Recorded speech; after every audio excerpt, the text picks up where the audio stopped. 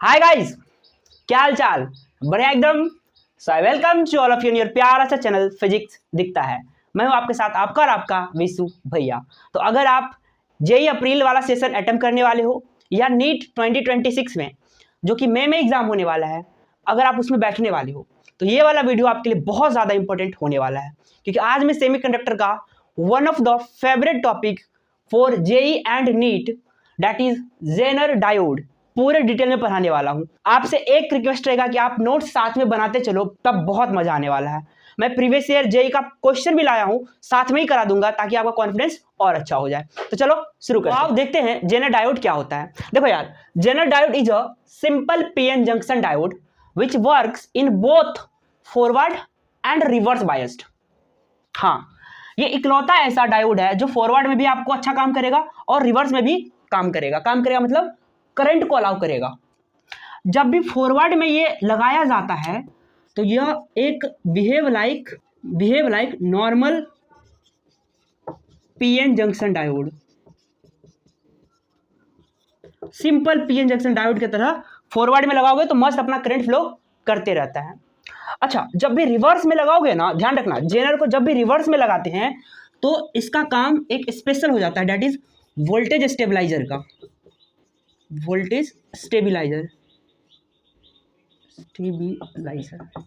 मतलब ये वोल्टेज को स्टेबल करने लग जाता है। एक न्यूमेरिकल्स कराऊंगा, वहां पे आपको समझ में आएगा। फिलहाल याद रखो, Zener diode can work in both forward and reverse biased.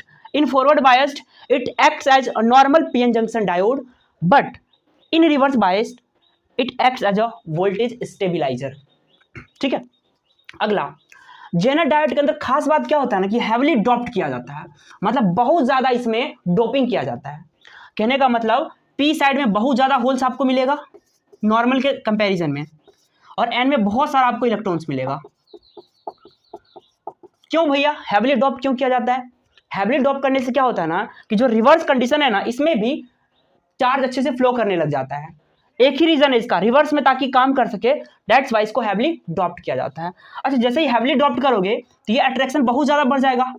अरे बहुत सारा होल्स, बहुत सारा इलेक्ट्रॉन्स हो गया तो जल्दी जल्दी एक दूसरे को खींचेगा, तो ये जो लेयर दिख रहा है जो खाली है ये तो और छोटा हो जाएगा, क्योंकि ये अट्रैक्ट होना शुरू हो जाएगा ना, तो जो डिप्लेशन रीजन है वो क्या होगा, घट जाएगा।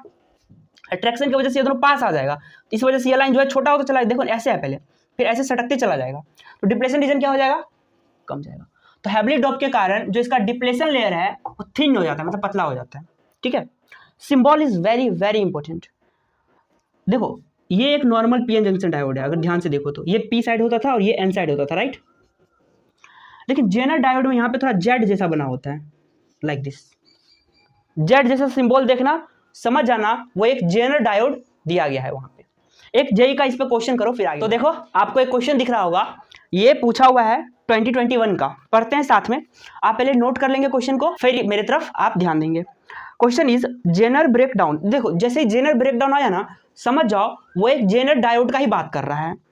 अकर in a PN junction having PN end both, मतलब बोल रहा है कि जो जेनर ब्रेकडाउन है जो कि जेनर डायोड में होता है,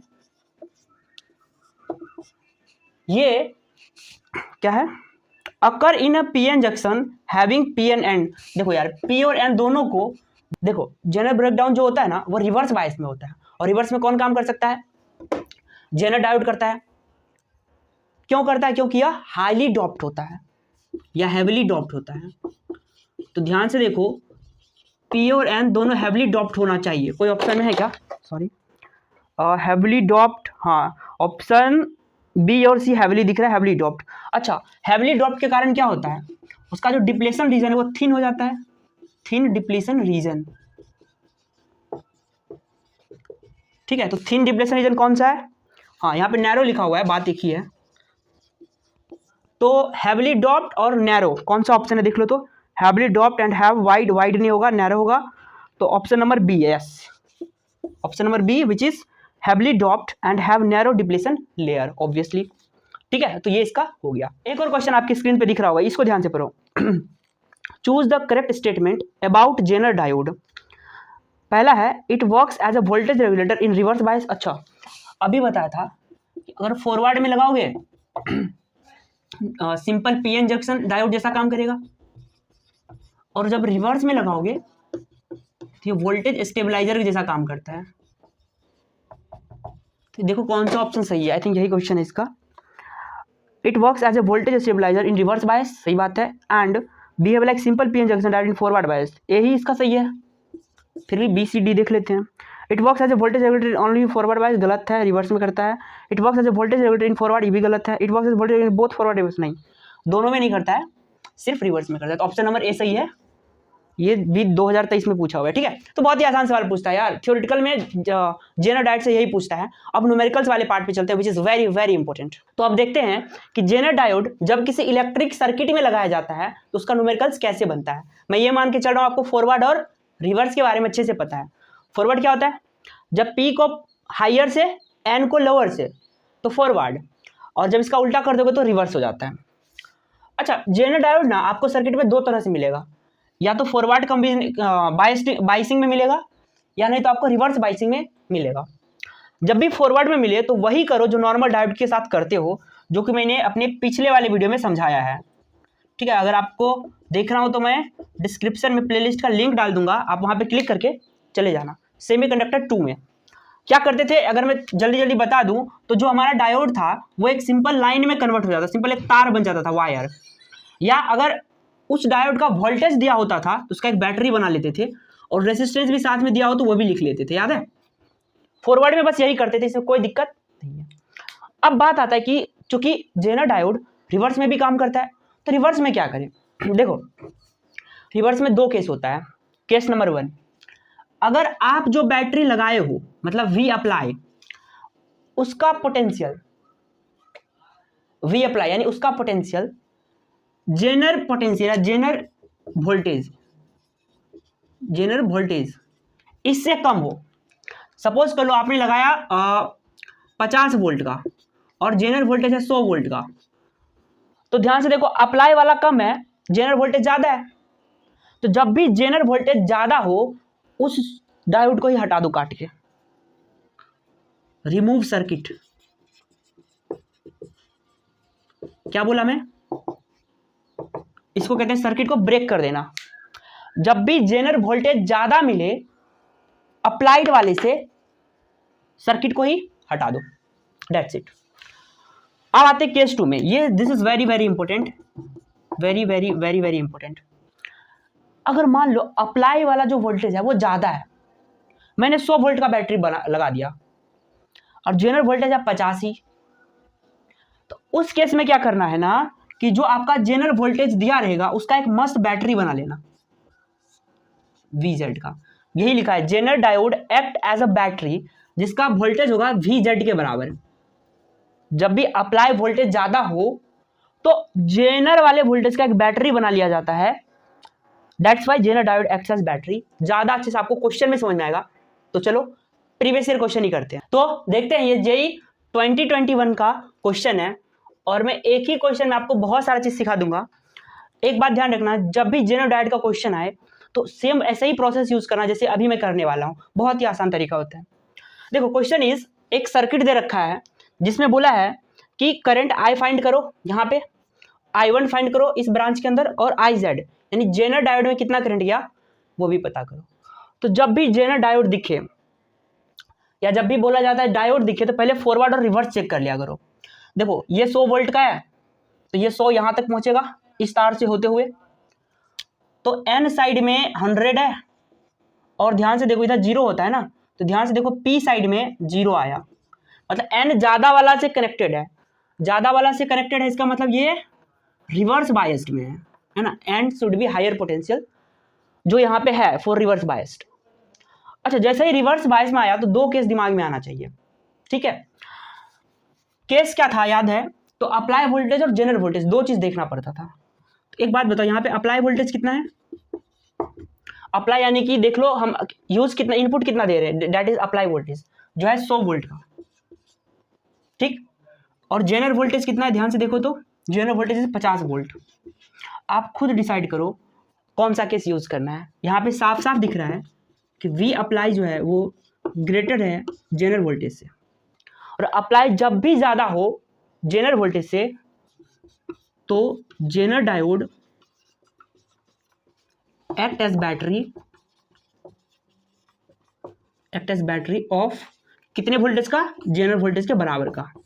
तो इस सर्किट को हमें क्या करना है आपको बताने की जरूरत अब है नहीं। ये क्या है, तो ये लोड है, ठीक है, मतलब यहाँ पंखा, एसी, फ्रिज कुछ लगा है जिसका रेजिस्टेंस 2000 ओम दे रखा है। तो चलो इसको बनाते हैं। मैं चाहूँ तो इसी सर्किट में बना देता, लेकिन मैं चाहता हूँ अलग से निकाल के बना दूँ ताकि आप समझ जाओ करना क्या होता है। बैटरी के साथ कुछ छेड़खानी मत करना, एज इट इज। और यहाँ पे जेनर डायोड है, जेनर डायोड को एक बैटरी बनाना है।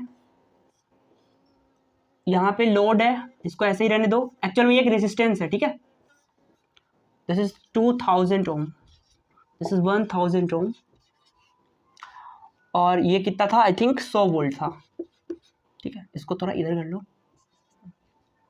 यही था। अच्छा, कभी कभी क्या होगा, मन में आएगा कि भैया इधर पे छोटा इधर पे बड़ा नहीं डाल सकते हैं क्या। तो क्या तरीका है समझो, जो बैटरी दिया उसे करंट पास करो, करंट निकला था आई, ध्यान से देखो, इधर आई जेड आया था, राइट, और इधर गया था आई वन आई जेड। तो ये करंट देखो आई जेड इसके अंदर आ रहा है, ऐसे आ रहा है, डायरेक्शन उसका देखो।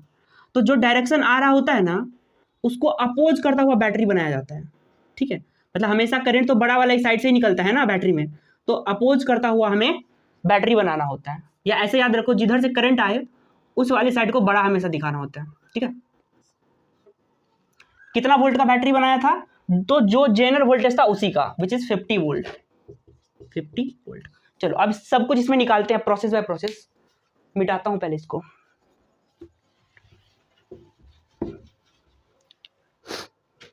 आओ देखते हैं। ये 100 वोल्ट है, राइट, तो ये ऊपर वाला 100 होगा और नीचे वाला 0 होगा, तभी ना डिफरेंस 100 का होता है। तो ये 100 यहां से यहां पहुंचा 100, ये इधर 0, यहां से ये 0, यहां से ये 0। तरीका ध्यान रखना, ठीक है। 100 का डिफरेंस होता है तो 100 ऊपर 0 नीचे, फिर इसको ऐसे ट्रांसफर, फिर ये देखो पूरे वायर या कुछ इसमें लगा ही नहीं है, तो 0 0 पूरा हो जाएगा। अच्छा, ये 50 वोल्ट है, तो छोटा वाला 0, ऊपर वाले में 50 जाएगा, इधर पहुंचता है यहाँ पे 50। इसके अक्रॉस देखो 100 50, और करंट हमें निकालना है। तो करंट का फॉर्मूला क्या होता है, आई बराबर चेंज इन पोटेंशियल बटा रेसिस्टेंस, ओम्स लो। चेंज इन पोटेंशियल, 100 और 50 का डिफरेंस कितना होगा, 100 माइनस 50 बटा रेसिस्टेंस। इसके अक्रॉस रेसिस्टेंस कितना है, 1000। ये होगा 50 बटा 1000, सॉरी 25 बटा 1000। 1000 को ऊपर भेजोगे तो 10 के पावर -3, तो ये 25, और ये मिली होता है, मिली एम्पियर। किसका आ गया, आई का वैल्यू आ गया, ठीक। अब आ जाओ I1 पे। अच्छा, ये 0 है, ध्यान देना इस बात पे, और ये 50 है, ये 50 टहलते टहलते यहां तक पहुंच जाएगा, विच इज 50। अब इसके अक्रॉस देखो, चूंकि यही करंट तो इधर भी घुसेगा ना, I1 इसी में घुसेगा ना, तो I1 बराबर यहाँ पे क्या हो जाएगा, वापस चेंज इन पोटेंशियल बटा रेसिस्टेंस। 50 और 0, तो चेंजेस कितना का आया, ये वाला चेंजेस हुआ। रेसिस्टेंस 2000 ओम, कितना हुआ ये 50 बटा 2000, ये 25 और ये 1000। तो इसको काटो मत, क्योंकि 25 इंटू 10 के पावर ये ऊपर जाके -3 हो जाएगा, तो ये कितना हो जाएगा 25 मिली एम्पियर। ये भी 25 आया था,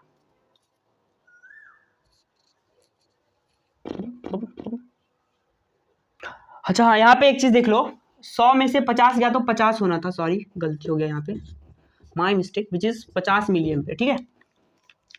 50 मिली एम्पियर आया था। अच्छा, यहाँ पे आया 25 milli ampere, which is I1। अच्छा, एक बात बताओ, क्या I जो गया है वही जाके 2 भाग में टूटा है, तो हम यहाँ पे लिख सकते हैं, कहाँ पे लिखो, इसको मिटा रहा हूं, ठीक है। तो हम यहाँ पे एक बात लिख सकते हैं कि जो I1 है और जो IZ है, वही दोनों मिलकर तो I बना है, देखो ना, यही दोनों पहले I था, बाद में यही तो टूट गया था, दोनों जोड़ के I वापस बना होगा। अच्छा, यहां से बताओ IZ बराबर क्या हो जाएगा, I minus I1। Value put करो, I कितना आया 50 मिली एम्पियर और I1 कितना आया 25 मिली एम्पियर, ठीक है। तो माइनस करने पे आएगा 25 मिली एम्पियर। ऑब्वियसली यार 50 मिली एम्पियर गया था, 25 इधर चला गया तो 25 इधर गया होगा, तो अपना सारा आ गया। IZ का वैल्यू जेई वाला पूछा था, बाकी मैंने 2 अपने तरफ से दिया था, ठीक है। तो इस ब्रांच में और इस ब्रांच में कैसे कैसे करंट निकालना है, आई थिंक आप समझ गए हो। तो ये जो क्वेश्चन आपको दिख रहा है इसका आंसर कमेंट करके आप मुझे बताओगे कि आपने कैसे किया है।